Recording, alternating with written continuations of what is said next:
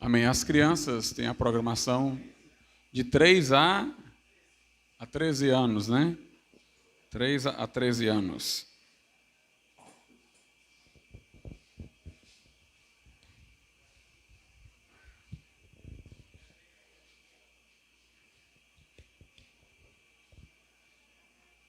Vamos abrir as nossas Bíblias na carta de Paulo aos Romanos, capítulo de número 11.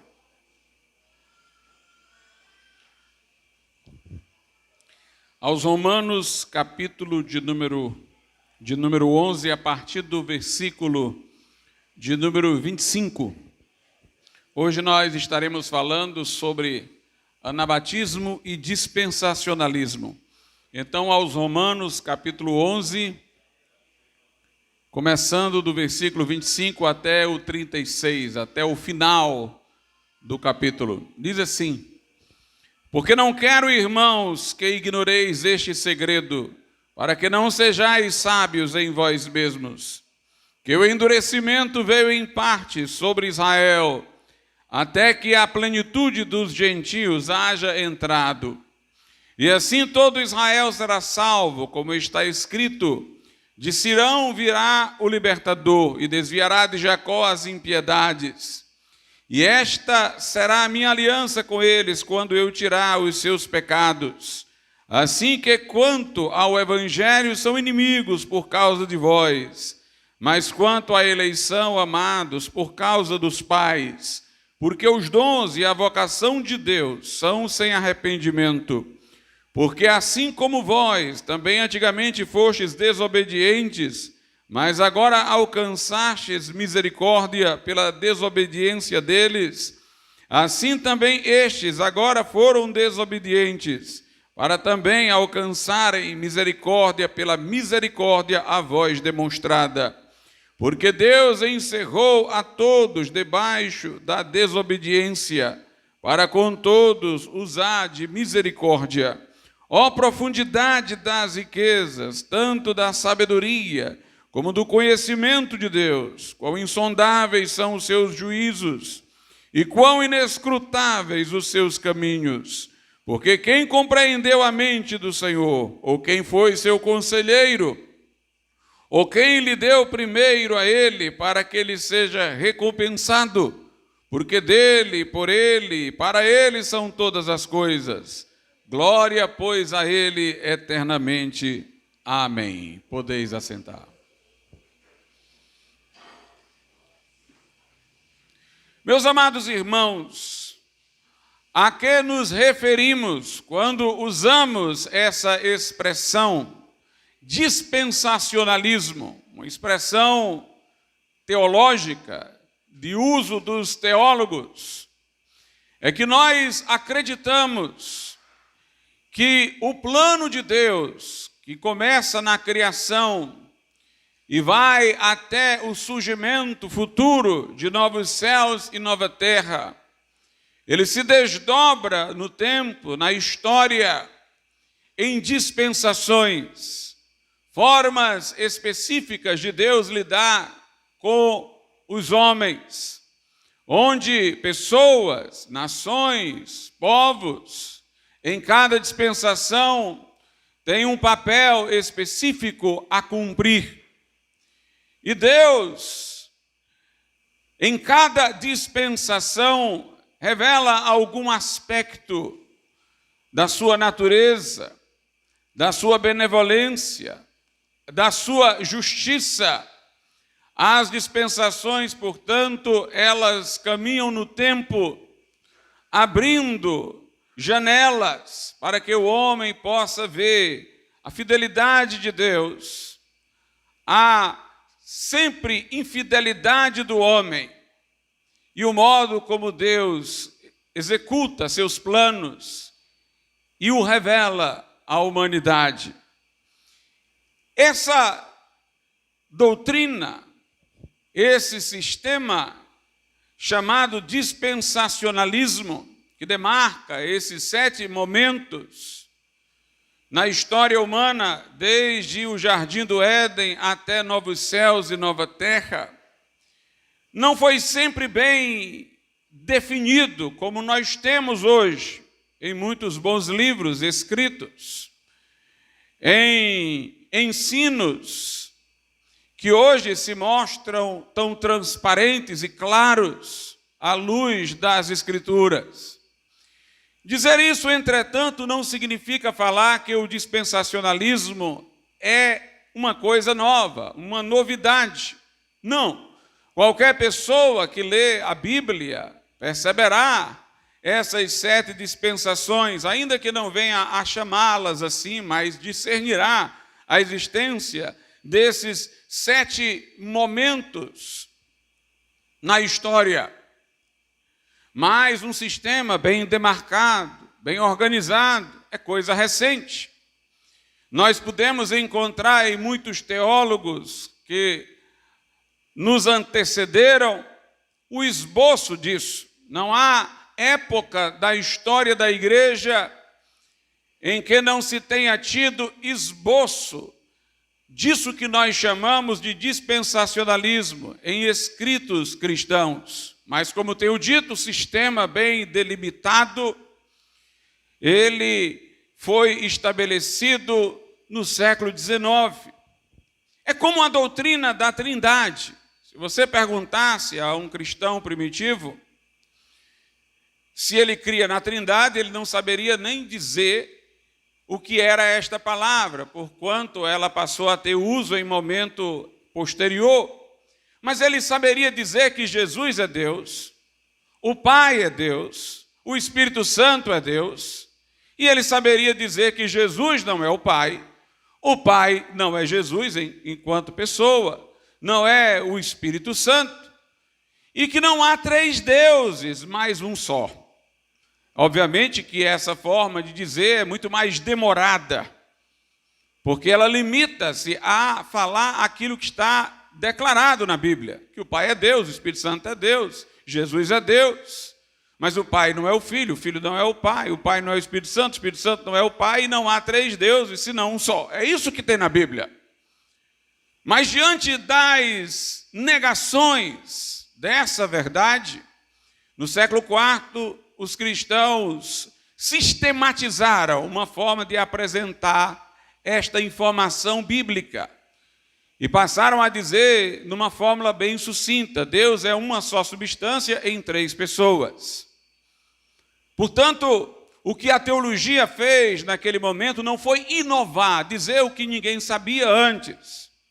Foi organizar didaticamente, por causa dos hereges, por causa daqueles que queriam negar o ensino trinitário.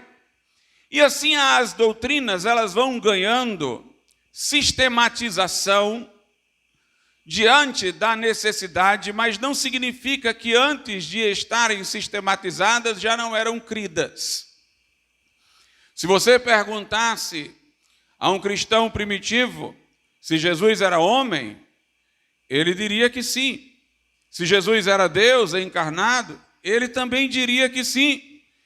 Se Jesus era 2 pessoas, um homem e um Deus, ele diria que não. Mas depois, diante de questionamentos sobre isso, a igreja veio a sistematizar o seu ensino. Jesus é uma pessoa em 2 naturezas. É 100% homem, 100% Deus. Mas não duplica-se enquanto pessoa. Da mesma forma, o sistema dispensacional, ele teve um seu momento de melhor organização, mas nós o encontramos em esboço, nos escritos de fiéis cristãos de todos os períodos da história da igreja. E as doutrinas, elas vão sendo organizadas de acordo com as ameaças que podem a elas serem trazidas por pessoas que querem inovar. Aí os cristãos reagem dando uma apresentação didática ao que já está na Bíblia, para que os mais simples não sejam ludibriados por aqueles que estão querendo inovar e sair fora daquilo que está na Bíblia Sagrada. No século XIX, houve um momento específico para sistematizar as doutrinas proféticas. Foi quando o dispensacionalismo foi pensado. Houve muitas conferências proféticas na Inglaterra, nos Estados Unidos, e os irmãos de Plymouth foram grandes responsáveis pela existência dessas conferências proféticas. O Watchman Nee disse que nunca vira homens tão profundos na Bíblia como os irmãos de Plymouth. D.L. Moody, o avivalista do século XIX, aprendeu com eles. George Miller também. E aqueles homens estudiosos das Escrituras pensaram, bem, a igreja tem suas posições bem organizadas sobre muitos pontos, mas falta organizar do ponto de vista profético o que ela pensa. E foi aí que eles deram acabamento à ideia das dispensações e tiveram a percepção do arrebatamento da igreja iminente antes da grande tribulação e antes do milênio. Isso também não era uma novidade. Irineu de Leão já falava do pré-milenismo, que Jesus voltaria em glória para estabelecer o seu reino milenar. Nos escritos dos primeiros pais da igreja, há alusão a um arrebatamento antes da grande tribulação, mas eram fragmentos, informações soltas. Aqueles homens, porém, deram ordem. Há um livro interessante, uma enciclopédia profética, que mostra como a doutrina do arrebatamento pré-tribulacional, ao contrário do que muitos estão dizendo na internet, teve defensores nos primeiros tempos do cristianismo, em toda a Idade Média e, finalmente, em nossos dias. Mas, obviamente, os irmãos de Plymouth deram uma organização às informações didática que realmente trouxe uma grande sistematização. Isso está na ordem da natureza das coisas, irmãos. Se vocês prestarem atenção a qualquer declaração de fé feita por igrejas evangélicas ao longo da história e até em tempos mais recentes, vocês verão que a doutrina das últimas coisas é o último ponto.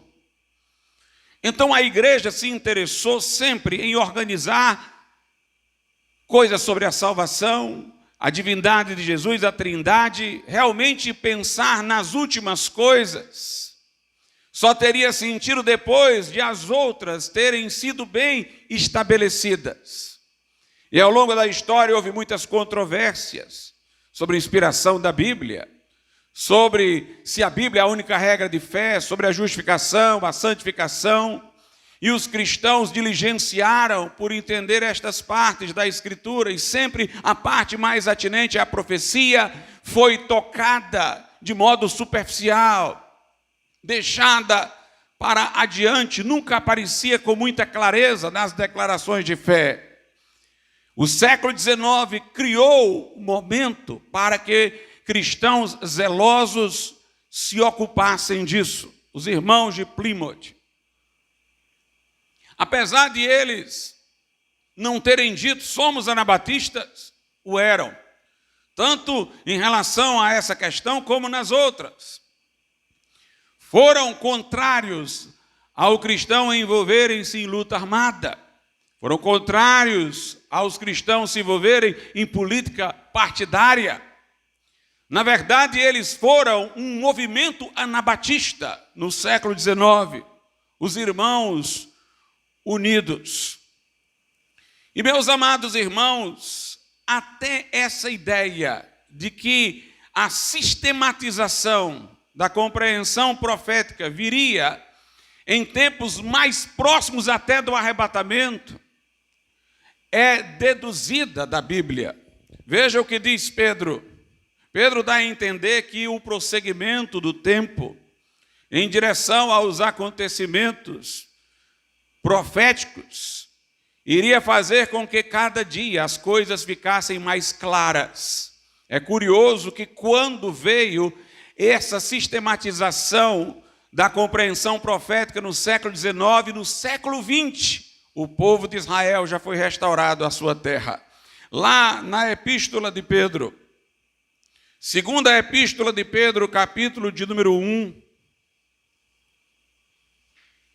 versículo 19, diz assim: e temos muito firme a palavra dos profetas, a qual bem fazeis em estar atentos, como a uma luz que ilumina em lugar escuro, até que o dia amanheça. Dá a entender que é uma tocha que vai iluminando dentro do escuro progressivamente, até que o dia amanheça, e a estrela da alva apareça em vossos corações. Então nós podemos saber, por exemplo, que os anabatistas eram pré-milenistas. Os montanistas eram notadamente pré-milenistas, acreditavam que Jesus Cristo viria em algum momento à terra e estabeleceria a partir de Israel o seu governo milenar. Os anabatistas de vários outros períodos também defenderam o pré-milenismo. E os cristãos, no século II, como Irineu de Leão, foram pré-milenistas. Interessante isso, irmãos. Por quê? Porque quando a igreja é a igreja que deve ser, ela é perseguida. E quando ela é perseguida, ela passa a ter o sentimento condizente com o bíblico, o profético. Ela começa a tirar suas esperanças daqui e começa a colocar as suas esperanças na intervenção de Cristo. Não é o mundo que vai melhorar, não é o mundo que vai se corrigir, é Jesus que vai irromper na história e estabelecer o seu reino milenar.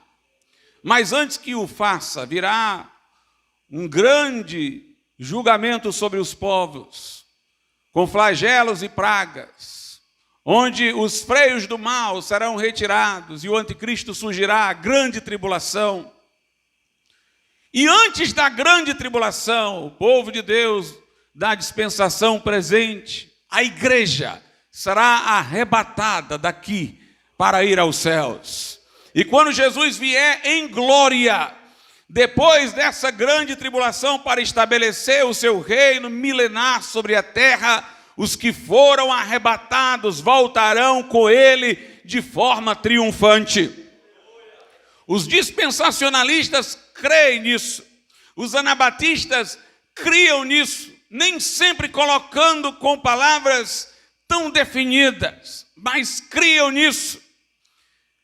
Os cristãos primitivos eram pré-milenistas, falavam de Jesus voltar com os seus santos ao final da tribulação, falavam de a igreja ser arrebatada, ora dizendo alguns escritos que seria antes da grande tribulação, ora dizendo que era antes do Armagedon, mas que Jesus ia tirar o seu povo daqui. Eles não esperavam melhora na terra, a esperança deles estava no céu. Mas no século IV, Constantino, que era imperador romano,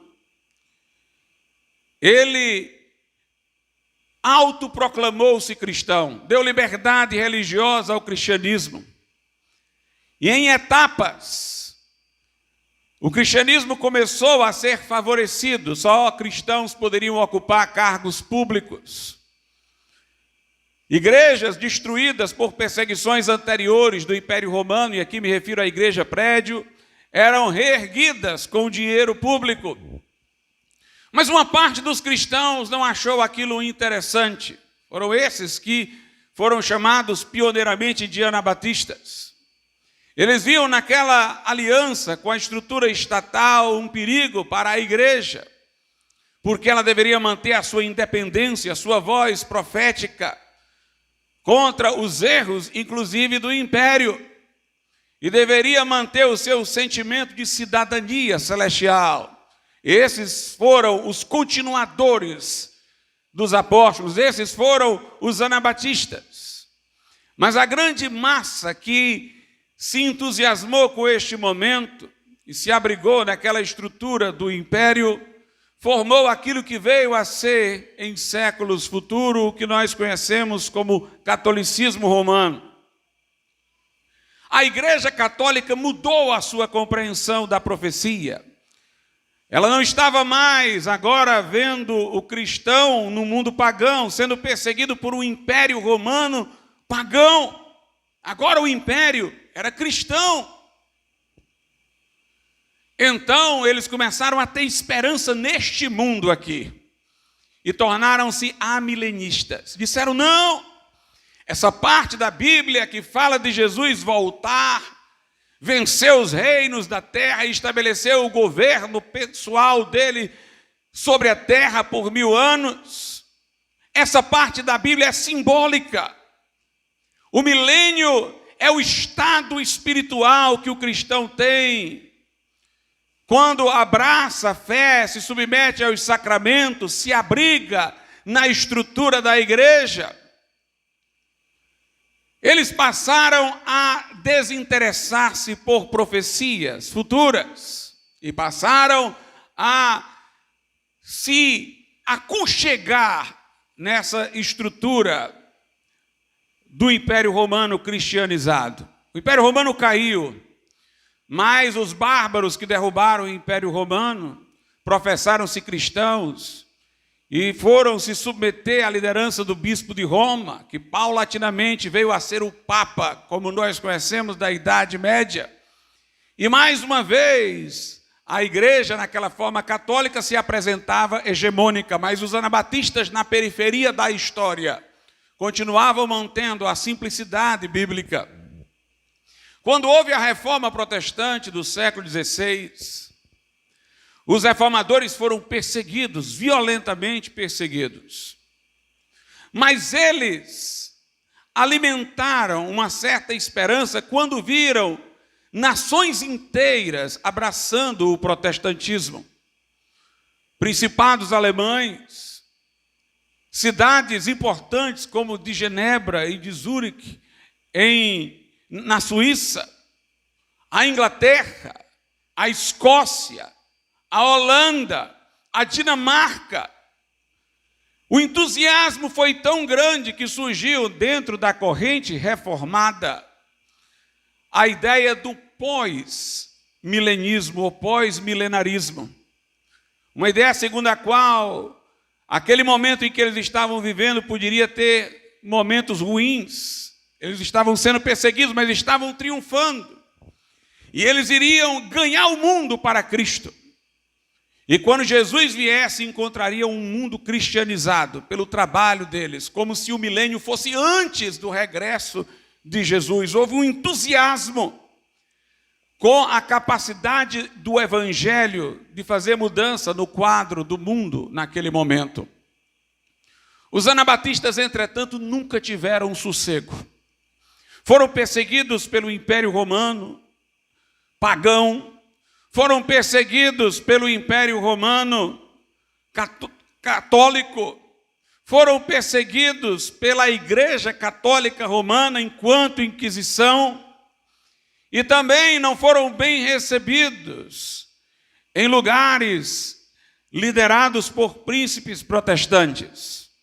Essa condição de nunca encontrarem um lugar de acolhimento na terra fez com que os anabatistas estivessem sempre olhando para o céu e nunca caíssem nem no amilenismo, nem no pós-milenismo, mas vissem o mundo como estando sempre numa decadência, os reinos a se corromper, e só Jesus, em sua vinda gloriosa, poderia destruir isso e estabelecer o seu reino milenar.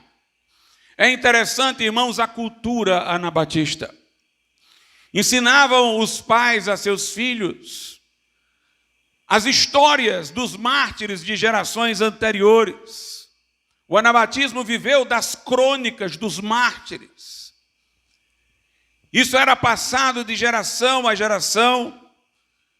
Foi escrito um livro, O Sacrifício do Senhor, só com a história dos mártires, que depois foi aumentado e virou o espelho dos mártires,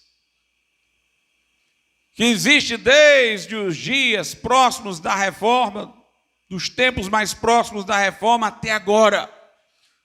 Os pais sempre preparando os filhos para perseguições. Não se preparava os filhos para dias bons, mas para perseguições iminentes.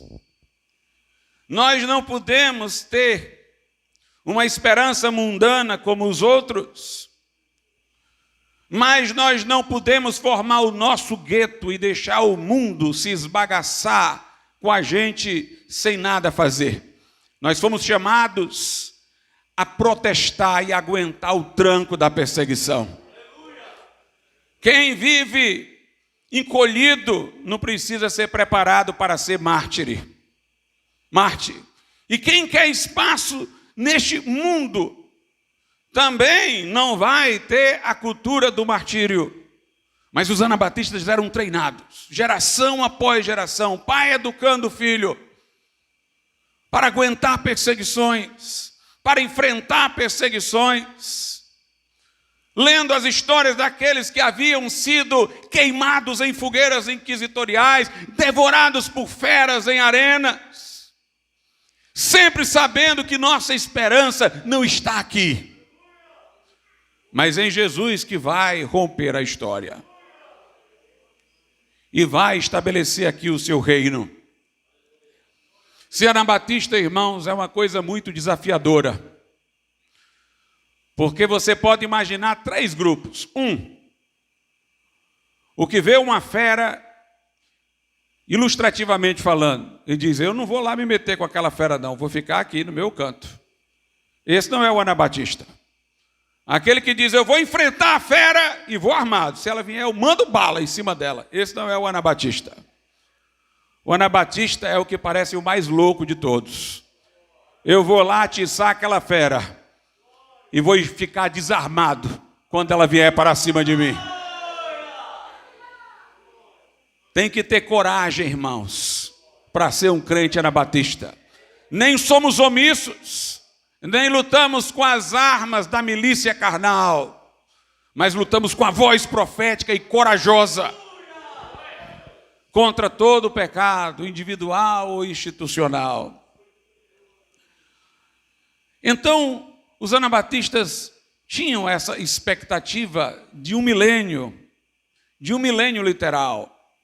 Uma coisa interessante nessa questão do milênio é que uma das acusações contra os anabatistas era de que eles eram gnósticos. Os gnósticos eram aqueles hereges dos primórdios da história da igreja, que não acreditavam que Deus quisesse ressuscitar o corpo do fiel no final, porque eles achavam que o corpo era uma coisa má. Nem acreditavam que Jesus tivesse vindo ao mundo em carne. Para eles, o corpo de Jesus era aparente, porque o corpo era associado com uma coisa negativa. João diz: se alguém não confessar que Jesus veio em carne, se encarnou, é do anticristo. Eles diziam que os anabatistas eram gnósticos, não porque os anabatistas negavam a ressurreição física, ou queriam dizer que não foi Deus que criou o nosso corpo.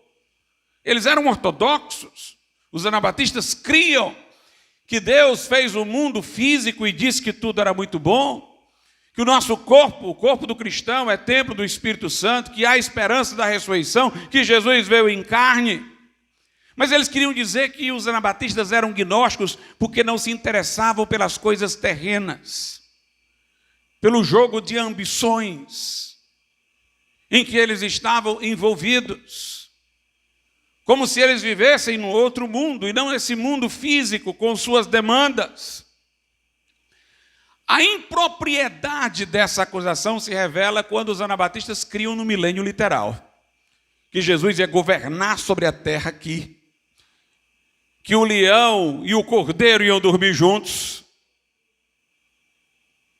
E nessa hora eram eles os antagônicos aos anabatistas, que diziam: nós não cremos no milênio literal, sobre a terra. Isso aí deve ter um sentido espiritual. Eles é que estavam sendo gnósticos. Eles é que não conseguiam ver Deus manifestando o seu reino nesse plano físico. Mas é aí onde nós entendemos os anabatistas. A questão deles não era desprezar o mundo físico em detrimento de um mundo só etéreo e espiritual. A questão deles era rejeitar o mundo presente em nome do mundo futuro. Não era uma dimensão pela outra. Era que a esperança deles estava no mundo do porvir. Nesse mundo eles estavam como peregrinos, embaixadores do reino, falando a este mundo em nome do céu. Mas a esperança deles não estava aqui. Estava no futuro, na intervenção de Cristo sobre a terra. A Bíblia Sagrada, irmãos, mostra claramente que o milênio é literal. Além de estar mencionado no Velho Testamento, com detalhes, lá no Apocalipse, que é onde nós vamos saber que são 1000 anos, é repetido tantas vezes que será de 1000 anos, que dificilmente alguém poderia acreditar que não seja. Apocalipse 20 diz assim, versículo 2, e ele prendeu o dragão, a antiga serpente, que é o diabo e Satanás, e amarrou por 1000 anos. O diabo não vai fazer mal aqui a este mundo nesses 1000 anos. O milênio para nós não é a esperança final, mas é a esperança final dentro dessa história. Porque depois do milênio nós entraremos naquela outra história, de novos céus e nova terra que não passarão, e aí nós teremos a eternidade sem fim. Mas essa história termina também com o triunfo de Cristo. E o triunfo de Cristo será manifesto nesse governo de 1000 anos, quando o diabo estará preso.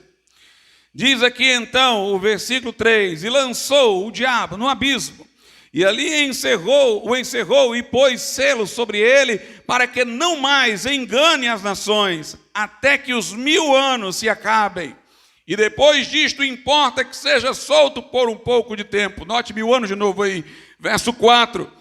E vi tronos e assentaram-se sobre eles, e foi-lhes dado o poder de julgar. A igreja que foi arrebatada, que já foi vista em tronos. E vi as almas daqueles que foram degolados pelo testemunho de Jesus, pela palavra de Deus, os que morreram na tribulação, e que não adoraram a besta, nem a sua imagem, e não receberam sinal em suas testas, nem em suas mãos, e viveram e reinaram com Cristo durante 1000 anos. 1000 anos de novo aí. Mas os outros mortos não reviveram até que os 1000 anos de novo se acabaram. Esta é a primeira ressurreição. Verso 6. Bem-aventurado e santo aquele que tem parte na primeira ressurreição. Sobre estes não tem poder a segunda morte, mas serão sacerdotes de Deus e de Cristo e reinarão com ele 1000 anos. E o verso 7 ainda fala de novo em 1000 anos. O reinado futuro de Cristo. O texto que lemos aqui no início fala de 2 períodos. A dispensação atual, que é chamada de dispensação da graça, e a outra onde Deus tornará a olhar para Israel. A nação de Israel foi escolhida no Velho Testamento. Deus tem promessas à nação de Israel que não se cumpriram. Não apenas de restaurá-la à sua terra, o que em parte já aconteceu, mas de restaurá-la espiritualmente e sediar o reinado de Cristo sobre a terra em Jerusalém. Nós temos essas profecias que hão de se cumprir em Israel, que ainda não aconteceram. E Deus vai cumprir. A nação de Israel rejeitou o Messias. E aí veio uma outra dispensação, que é a presente. Mas Deus depois ainda vai voltar-se para Israel novamente para concluir o que prometeu a esta nação. Essa dispensação presente é a dispensação da igreja. Veja aqui o que diz Romanos 11, a partir do 25. Porque não quero, irmãos, que ignoreis este segredo, para que não sejais sábios em vós mesmos, que o endurecimento veio em parte sobre Israel, até que a plenitude dos gentios haja entrado. Deus está oferecendo salvação através do evangelho para os gentios, para os povos não judeus. Uns israelitas são convertidos, os apóstolos eram de Israel, mas a igreja é majoritariamente dos gentios. E na igreja nós veremos, não se distingue judeu e gentil. A igreja é um povo que não se demarca pelas nacionalidades terrenas. O endurecimento veio a Israel até que haja entrado a plenitude dos gentios, até que encerre esse momento de formação da igreja. Aí a igreja vai ser trasladada e o plano de Deus vai se voltar novamente para Israel. Haverá sobre a terra uma grande tribulação. Os povos se unirão em torno do anticristo e irão cercar a nação de Israel, porque muitos flagelos, pragas, juízos divinos virão sobre a terra. E esses povos odiarão a Deus, não se arrependerão. E não tendo aqui a igreja para perseguir, eles vão olhar para a nação de Israel, a quem Deus amou no velho pacto, vão se levantar contra ela. Mas esta nação, em meio ao sofrimento, vai então lembrar-se do que fez com Jesus. Eles vão se arrepender dos seus pecados. E quando estiver essa nação para ser esmagada pelos exércitos inimigos, Jesus voltará, salvará esta nação de seus inimigos, e todos eles que estarão naquele momento vivos estarão convertidos também. É o que diz o verso 26. E assim todo Israel será salvo, como está escrito: de Sião virá o libertador, e desviará de Jacó as impiedades. Verso 27, e esta será a minha aliança com eles, quando eu tirar os seus pecados. Então Deus tem um plano agora para a igreja, mas ele ainda vai voltar-se outra vez para Israel, para concluir os planos para com Israel. É interessante que a Bíblia diz assim, no versículo 29, porque os dons e a vocação de Deus são sem arrependimento. Se Deus fez essas profecias para Israel, ele vai cumprir. Ele não vai voltar atrás. Deus não rejeitou a nação de Israel em definitivo. Em Romanos 11, diz assim, no versículo de número 1, digo, pois, porventura rejeitou Deus seu povo? De modo nenhum, porque também eu sou israelita, da descendência de Abraão, da tribo de Benjamim. Deus não rejeitou o seu povo, que antes conheceu. Ou não sabeis que a Escritura diz de Elias, e continua. Deus não rejeitou a nação de Israel, ele vai consumar os seus planos para com Israel. Mas como essa nação rejeitou o Messias, sua cidade foi atacada pelos romanos, seu templo foi destruído, ela foi dispersa pelas nações. E Deus constituiu um povo, que é a igreja agora, onde há judeus e gentios, mas na igreja eles não são contados nem como judeus, nem como gentios, mas como um povo diferente. A igreja prega o evangelho em todas as partes. E nós podemos ver que está próximo o arrebatamento da igreja, porque Israel voltou à sua terra, numa preparação para o cumprimento das profecias. Ela ainda não está em toda a terra que Deus prometeu, mas eles na grande tribulação terão toda esta terra. E eles se arrependerão no final, e Jesus voltará para libertá-los. Mas antes da grande tribulação, a igreja será arrebatada. Então faz parte, irmãos, da nossa convicção que a igreja é um povo distinto de Israel. Faz parte do dispensacionalismo, essa crença. Interessante que, se nós formos, por exemplo, para o século XVI, só os anabatistas sustentavam isso. Os reformadores, seguindo a visão católica romana nesse aspecto, diziam que a igreja era o novo Israel, o Israel espiritual, que as profecias de Deus para Israel não se cumpririam em Israel, se cumpririam na igreja. E eles interpretavam todas aquelas profecias sobre milênio, restauração de Israel, de forma simbólica, como se referissem à igreja. É uma coisa interessante, irmãos. Os calvinistas pensam assim, e eles sustentam a perseverança dos santos, que aqueles a quem Deus elegeu, ele não retrocede. Mas na visão deles, Deus escolheu Israel e rejeitou Israel. Nós cremos que Deus não rejeitou Israel e tem planos a cumprir para Israel, porque nós cremos que o Deus que faz o crente perseverar até o fim, que não revoga a sua escolha do crente para morar no céu, também não revoga a sua escolha de Israel para os planos que Deus tem para essa nação aqui na terra. Somos muito mais coerentes, portanto. Pentecostais são dispensacionalistas, creem que Deus não revoga suas promessas para Israel e acreditam que um crente perde a salvação. Calvinistas não creem que um crente perde a salvação, mas creem que Deus voltou atrás suas promessas para Israel. Nós cremos no Deus fiel, irmãos. Ele garante que aquele a que ele salvou persevera até o fim, e ele garante que os propósitos seus para com Israel aqui na terra se cumprirão. Exatamente essa foi a grande questão no século XVI. Os reformados, por acharem que a igreja era a nova Israel, mantiveram o batismo de crianças.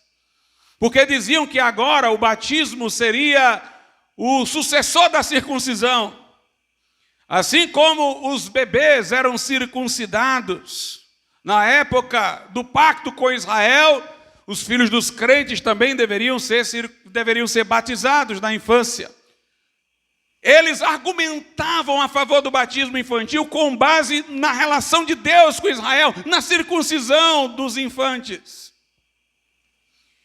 Eles diziam que Deus havia prometido a Israel que abençoaria a nação fiel até 1000 gerações. Então eles achavam, se eu estou sendo fiel, Deus vai abençoar a minha descendência. Então minha descendência está dentro da aliança. Eu posso batizar o meu filho. Eles acreditavam que cristãos poderiam estar em lutas armadas, porque citavam Israel em suas guerras. Se envolviam com estruturas políticas, porque lembravam os reis de Israel. Mas os anabatistas entenderam bem que a igreja não é Israel. A igreja é um povo distinto. Os judeus eram os descendentes de Abraão. Como eles estavam na aliança de Deus com Israel, que não implicava em salvação necessariamente, a salvação sempre foi individual pela fé, por meio da graça, para aquele que se arrepende e crê. Mas a aliança de Deus com Israel era relativa às bênçãos terrenas do povo, na terra, das colheitas, daquelas coisas todas. Quem era descendente de Abraão estava já dentro dessa aliança. Bastava vir da carne de Abraão, a descendência física já colocava a pessoa dentro da nação, logo dentro da aliança. Mas a igreja, irmãos, ninguém entra nela por descendência física. Jesus disse, aquele que não nascer de novo não pode entrar no reino de Deus. E os que o receberam e se tornaram filhos de Deus, receberam a Cristo, se tornaram filhos de Deus, João diz, não nasceram da carne, nem do sangue, nem da vontade da carne, nem da vontade do varão, mas nasceram de Deus. Para ser da igreja não é o nascimento físico, é o nascimento espiritual, é o nascer de novo. Quando alguém se arrepende e crê, nasce de novo. Não é a associação física com Abraão, é a associação mística com Jesus. Quem se une a Jesus, diz Paulo, torna-se um espírito com ele. A Bíblia diz que nós somos, como crentes, o corpo de Cristo. Jesus está em nós, nós estamos em Jesus. A aliança não é com base agora em estar em Abraão, mas está em Cristo. E o que está em Cristo é nova criatura. Nenhuma condenação há para os que estão em Cristo Jesus. A igreja, irmãos, é a comunidade dos regenerados, nascidos de novo, pelo poder do Evangelho. Não é a descendência de Abraão, é o corpo de Cristo. Descendência de Abraão não física, mas pela fé, que seguiu o modelo da fé de Abraão em Cristo. Mas organicamente, é o corpo de Cristo, a igreja. É o corpo de Cristo. Portanto, o batismo é para aqueles que se arrependeram e creram e nasceram de novo. O batismo é para sinalizar a união com Cristo, não com Abraão. Por isso que quando a pessoa é imersa, é como se ela estivesse morrendo com Cristo, se identificando com Ele na sua morte. Quando ela é trazida das águas, é como se estivesse ressuscitando com Cristo, se identificando com Ele na ressurreição. O batismo é um símbolo exterior da nossa união interior com Cristo. Morremos com Ele, ressuscitamos com Ele, estamos nele. E ali testemunhamos nas águas, de forma visual, essa nossa união com Jesus. A igreja é distinta de Israel. A igreja, irmãos, é um povo espiritual de Deus. Por isso que quando Deus disse a Abraão que multiplicaria a descendência dele, ele falou de duas coisas: será como as estrelas no céu e a areia da terra. A areia da terra é descendência física, inclusive porque o corpo foi feito do pó da terra, é a nação de Israel que tem promessas aqui. Mas as estrelas do céu representam aquela descendência de Abraão que não é orgânica. Orgânica, ela está ligada a Cristo. Mas é a descendência de fé, que repete a fé de Abraão, que tem como Abraão a fé salvadora. A promessa para este povo é o céu. É o céu. Israel é o povo terreno. Deus prometeu para Israel um milênio. Deus prometeu para a igreja o céu, embora nós vamos reinar com Cristo no milênio. Israel aguarda a restauração da Jerusalém de Davi. Mas nós temos a expectativa da nova Jerusalém. A igreja é o povo espiritual, celestial de Deus. Por isso que Paulo diz o seguinte na carta aos Efésios. Capítulo 3, verso 2.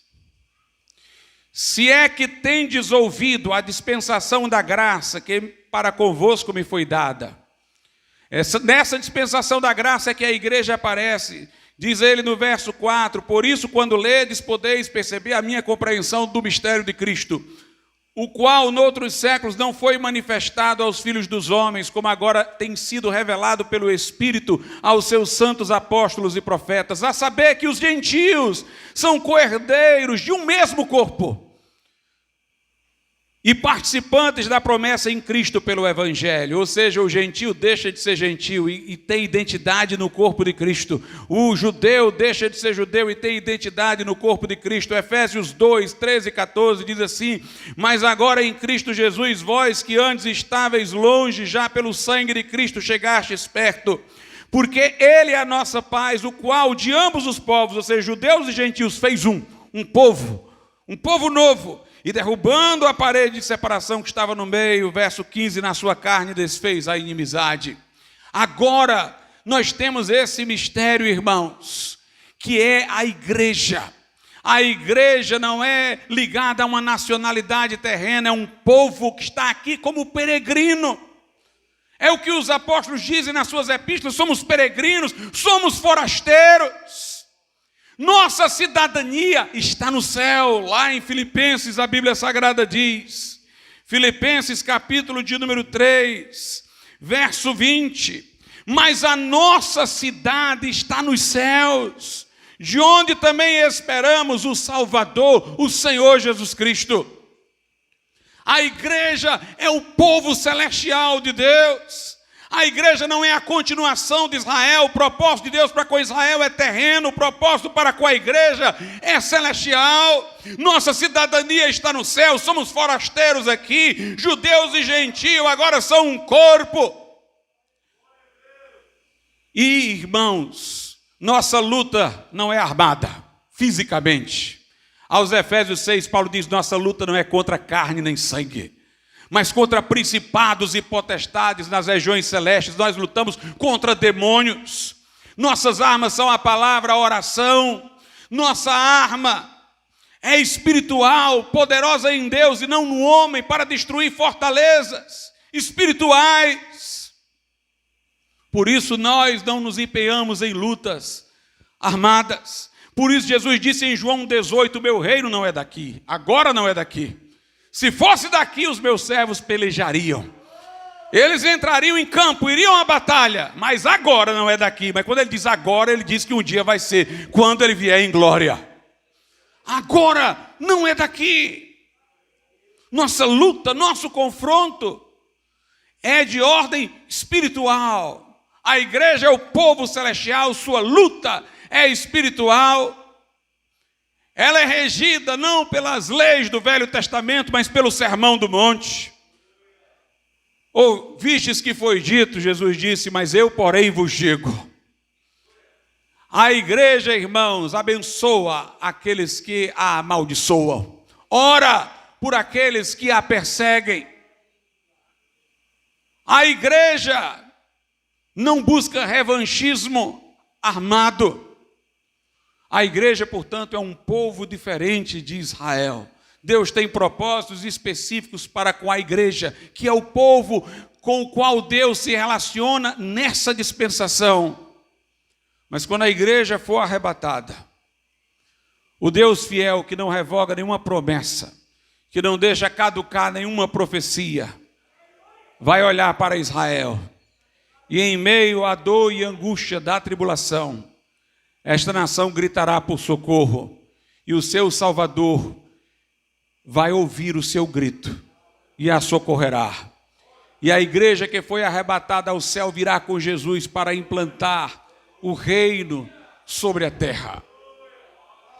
Quando ali, irmãos, no século XVI, os anabatistas rejeitaram a circuncisão como equivalente ao batismo, a citação de lutas armadas do Velho Testamento para justificar ações bélicas da igreja, quando eles se mostraram pré-milenistas e não amilenistas, eles mostraram pelo pré-milenismo que Deus ainda tinha plano para Israel no milênio.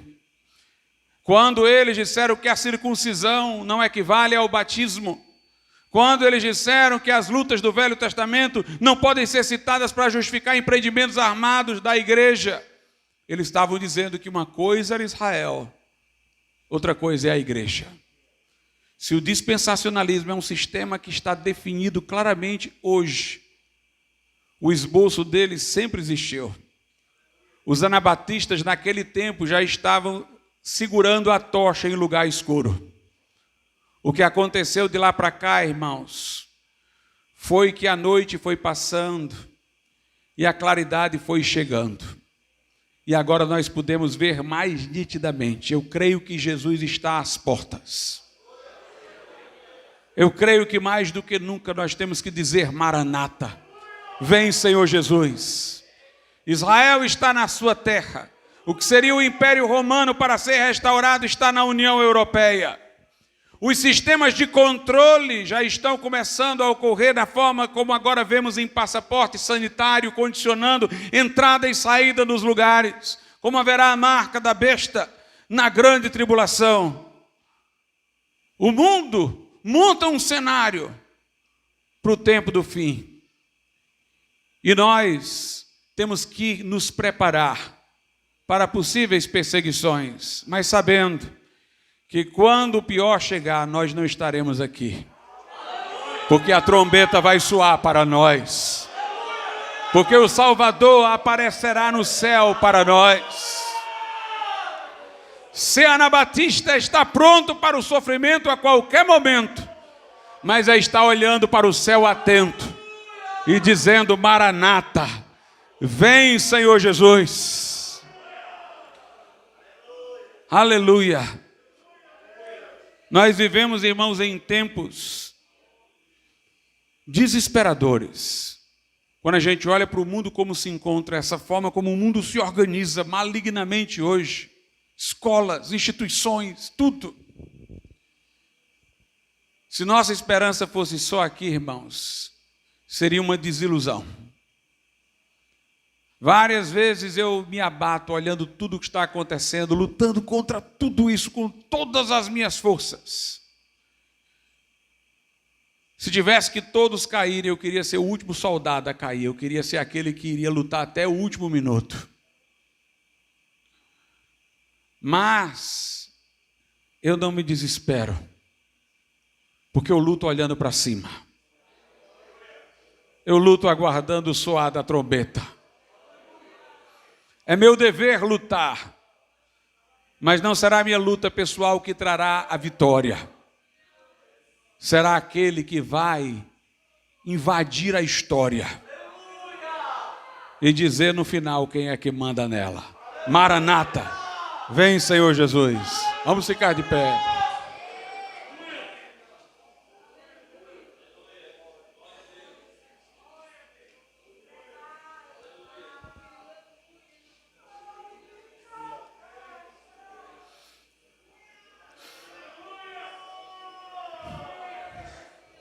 Ó Deus eterno e santo, ó Pai, traz o coração do teu povo para ti, Senhor, para as supremas esperanças que temos, para a nossa identidade celestial, meu Deus. Toca em vidas e corações nessa noite, chama um compromisso, meu Deus, contigo. Nós te suplicamos, meu Deus, em nome de Jesus. Eu pergunto